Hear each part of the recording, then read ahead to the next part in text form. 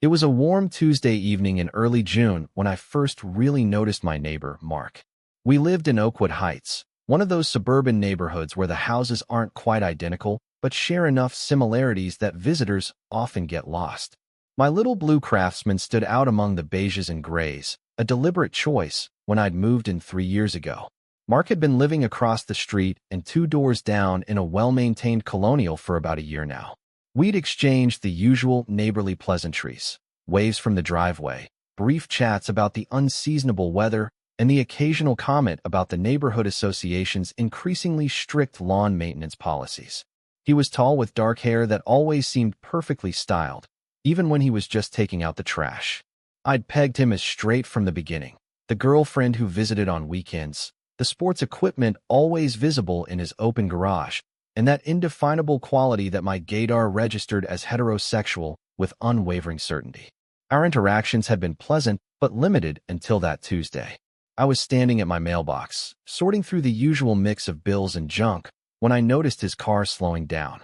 I hadn't been expecting him to stop, so I was surprised when his window rolled down and he called out, "Hey there, you heading into town tomorrow morning?" The question caught me off guard. We'd never discussed our schedules before. "Yeah, actually. My car's in the shop until Friday. Oil leak," I replied, wondering how he knew. He smiled, that kind of easy smile that comes naturally to people who've never had to think twice about whether their friendliness might be misinterpreted. "I drive past the community college on my way to work. Saw you waiting at the bus stop yesterday. Thought I could give you a lift if you need one." The offer was unexpected but welcome. The bus route to campus where I taught part-time was inconvenient at best, requiring a transfer and nearly an hour of travel time for what should be a 15-minute drive. "That would be great, actually, if you're sure it's not out of your way," I found myself saying before I'd really thought it through. "Not at all. I'll swing by around 7:30. That work for you?" And just like that, we had plans. It wasn't until he'd driven away that I realized I felt a flutter of nervousness. It was just a ride, a neighborly gesture, yet something about the prospect of being in a confined space with Mark for 15 minutes had me overthinking what I'd wear the next morning. Let me explain why this seemingly simple interaction felt significant. In neighborhoods like ours, there's often a careful distance maintained between neighbors, close enough to borrow a cup of sugar in an emergency, but not so close that you feel obligated to invite them to your birthday party. And as the only openly gay man on our street, I'd become accustomed to an additional layer of careful cordiality from the straight men around me. Not unfriendly, just cautious, as if they were concerned about giving the wrong impression or receiving the wrong attention. Mark's offer bridged that gap in a way that felt refreshingly uncomplicated. The next morning arrived with the kind of perfect weather that makes you believe in good omens.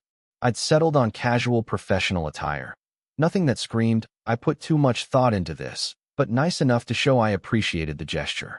At exactly 7:30, I heard a car horn.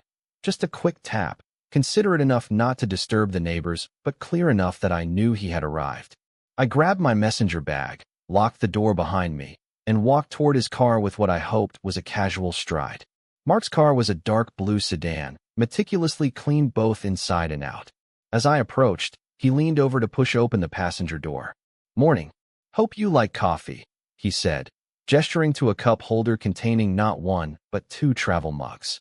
"I wasn't sure how you take it, so I brought some cream and sugar packets." This unexpected thoughtfulness caught me by surprise. "Black is perfect, actually." "Thank you," I said, settling into the passenger seat and accepting the offered mug. The coffee was good, strong, and clearly not from a drive-thru. The kind of coffee someone makes when they care about the process.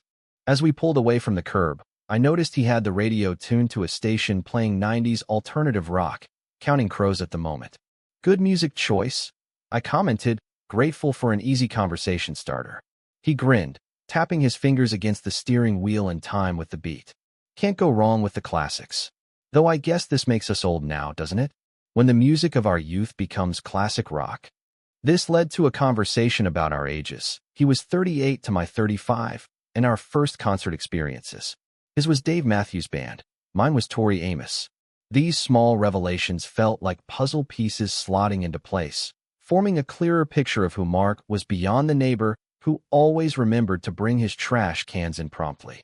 The drive to campus was easy, The morning traffic light enough that we could maintain a steady conversation without the stop-and-go interruptions that plague later commutes.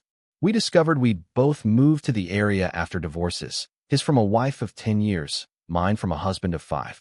It's weird starting over in your 30s, isn't it? He mused as we waited at a red light. Everyone else seems to have their lives figured out already. I found myself nodding in agreement.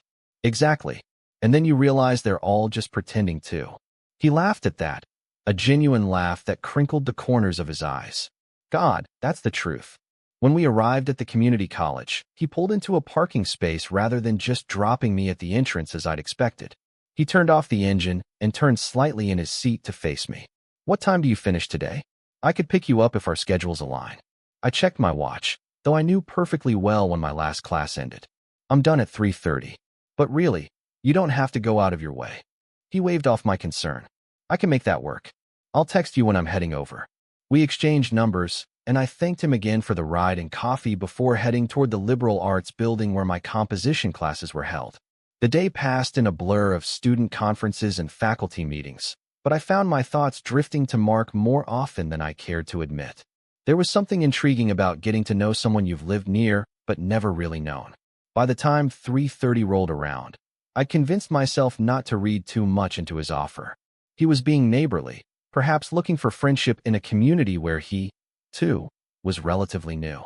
When my phone buzzed with a text saying he was 5 minutes away, I felt that same flutter of nervousness from the day before. His car was waiting exactly where he dropped me off that morning. As I approached, I could see he was on the phone, but he quickly ended the call when he spotted me. Perfect timing, he said as I slid into the passenger seat. How were the future great American novelists today? He remembered I taught writing, a detail from our morning conversation that I was surprised he'd retained. Promising but procrastinating, I replied with a smile. The usual. As we pulled out of the parking lot, he suggested we take the scenic route back to our neighborhood. There's a great lookout point just off the highway. The view of the valley is incredible this time of day if you're not in a rush. I wasn't and said as much. The detour added maybe 10 minutes to our drive, but it was worth it. He parked at a small turnout overlooking the valley where our suburb nestled among rolling hills. The late afternoon sun cast everything in a golden glow that made even the strip malls in the distance look somehow poetic. Instead of immediately getting out of the car as I expected, Mark turned down the radio and shifted in his seat to face me more directly.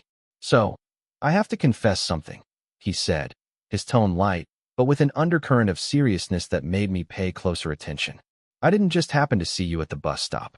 I've actually noticed you around the neighborhood for a while now. You're kind of hard to miss. I wasn't sure how to interpret that statement. Hard to miss because I was the only house with pride flags during June? Because I sang along to Broadway soundtracks while gardening? Because I was the neighborhood oddity? He must have seen the question in my expression because he quickly clarified. I mean that in a good way. You seem comfortable with yourself. It's refreshing. There was something in his voice I couldn't quite place. Admiration, perhaps, or curiosity. It took a long time to get here, I admitted. Being comfortable with myself wasn't exactly my default setting. This opened a conversation deeper than any we'd had during the morning drive. He asked thoughtful questions about my coming out experience, listening attentively without the awkward discomfort or voyeuristic fascination that sometimes accompanies such conversations with straight men. In turn, he shared his own struggles with identity, not sexual orientation, but the expectations of masculinity that had shaped his marriage and ultimately contributed to its dissolution. I was trying to be the man I thought I was supposed to be, not the one I actually am, he explained, gazing out at the valley below us. It took losing everything to realize I didn't even like the person I was pretending to be. The sun began its descent toward the horizon, casting longer shadows across the dashboard, but neither of us made a move to continue our drive home. There was something freeing about talking in the contained space of his car, overlooking a landscape that reminded us how small our daily concerns really were. The conversation flowed naturally from identity to relationships, to what we both wanted from this next chapter of our lives. I'm not looking to replicate what I had before, he said at one point. I want connections that are real, even if they don't fit into the boxes I was raised to value. I found myself sharing thoughts I rarely voiced, even to close friends, About the challenge of dating in your 30s when everyone seems to either want immediate commitment or nothing beyond physical connection.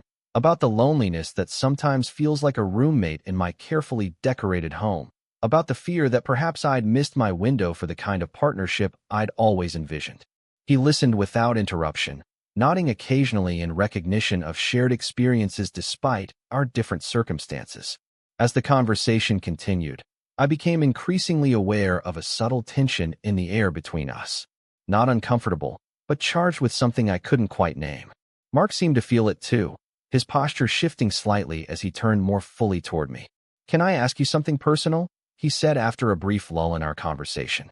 When I nodded, he continued, "Have you ever been attracted to someone who doesn't fit your usual type?" The question hung in the air between us, loaded with implications I wasn't sure I was reading correctly. "I think attraction is more complicated than most people admit," I answered carefully. "I've definitely been surprised by who I've connected with over the years." He nodded slowly, his eyes meeting mine with an intensity that made me wonder if we were still having the same conversation. "That's what I've been thinking lately too," he said, his voice slightly lower than before. "That maybe the categories we put ourselves in are more flexible than we realize." Before I could formulate a response that wouldn't make assumptions about his meaning, his phone rang, the sharp electronic intrusion breaking whatever moment had been building between us. He glanced at the screen and sighed. "Work. I should probably take this." I nodded, using the interruption to gather my thoughts as he answered the call. The conversation was brief and clearly about some deadline that had been moved up. When he hung up, he offered an apologetic smile. "Sorry about that. Where were we?" The interruption had shifted the energy, and perhaps that was for the best. We began the drive back to our neighborhood, the conversation drifting to safer topics. A new restaurant that had opened downtown, the community garden project seeking volunteers, the inexplicable roadwork that had been ongoing for months without visible progress. By the time we turned onto our street, the intimacy of our overlooked conversation had been replaced by the comfortable rapport of new friends. He pulled into my driveway rather than simply dropping me at the curb. Another small gesture that felt significant in ways I couldn't articulate. As I gathered my bag and prepared to thank him for the ride, he surprised me again. "I don't suppose you'd want to continue this conversation over dinner sometime?" he asked, his tone casual, but his eyes revealing a hint of nervousness I hadn't seen from him before. "My cooking skills are decent, and I've got a bottle of red wine I've been saving for good company." The invitation hung between us, its meaning not entirely clear even as my heart rate picked up slightly. Was this a friendly neighbor dinner or something more? Did he even know which he was offering? Did I know which I was hoping for? "I'd like that," I heard myself say. "Just let me know when." His smile in response was warm enough to chase away my uncertainties, at least momentarily. "How about Friday? Unless that's too soon." We settled on Friday at 7, and as I walked to my front door, I could feel his eyes following me. I turned to wave before entering my house, and he waved back, still sitting in his car in my driveway. It wasn't until I'd closed the door behind me that I heard his engine start up again. Standing in my entryway, I replayed the afternoon in my mind, trying to make sense of what had transpired and what might be developing between us. What had started as a simple neighborly gesture, offering a ride to someone without a car, had evolved into something more complex and potentially meaningful. Our conversation at the Overlook had revealed layers to Mark I hadn't expected, and perhaps revealed aspects of myself I didn't often share. The boundaries between friendship and attraction, between connection and curiosity, seemed suddenly less defined than they had been just hours earlier. As I moved through my evening routine, I found myself wondering about Friday's dinner and what it might bring. Will we pick up where we left off at the Overlook? Would the ambiguity of our connection clarify itself? Or would it become more complicated? And what did I want the outcome to be? These questions followed me through dinner preparation, through grading papers, through my before-bed reading. They were still with me as I drifted off to sleep, the memory of Mark's smile as he invited me to dinner playing behind my closed eyelids. The next morning, I spotted his car backing out of his driveway as I collected my newspaper. He saw me too, pausing to roll down his window. "Still on for Friday?" he called across the distance between us. I nodded, raising my hand in confirmation. "Looking forward to it," I replied, surprised by how true the statement was. He grinned, that same easy smile that had first caught my attention at the mailbox. Me too. Have a good day. And with that, he drove off, leaving me standing in my front yard with more questions than answers about the straight neighbor who had offered a ride, parked outside to talk, and somehow managed to complicate my carefully ordered world in the span of a single afternoon. What happens next remains to be seen. Will Friday's dinner reveal that Mark's interest is purely platonic, a neighbor seeking friendship in a new community? Or is there something more developing between us, something that challenges the labels and assumptions we both brought to our initial interactions? The beauty and terror of human connection lies in this uncertainty, in the spaces between what we think we know about others and what we discover when we truly begin to see them. As I walked back into my house, newspaper in hand, I found myself unexpectedly looking forward to the unfolding of this particular mystery, whatever it might reveal about Mark, about myself, and about the unexpected paths that sometimes open before us when we least expect them. The straight neighbor who offered a ride and stayed talking in his parked car might just be a kind man making a neighborly gesture, or he might represent something more significant, a reminder that human connection often defies our expectations and categories. Either way, I was grateful for the coffee, the conversation, and the reminder that sometimes the most meaningful relationships begin with the simplest of offers. Need a ride? Total_char_count. 18,542.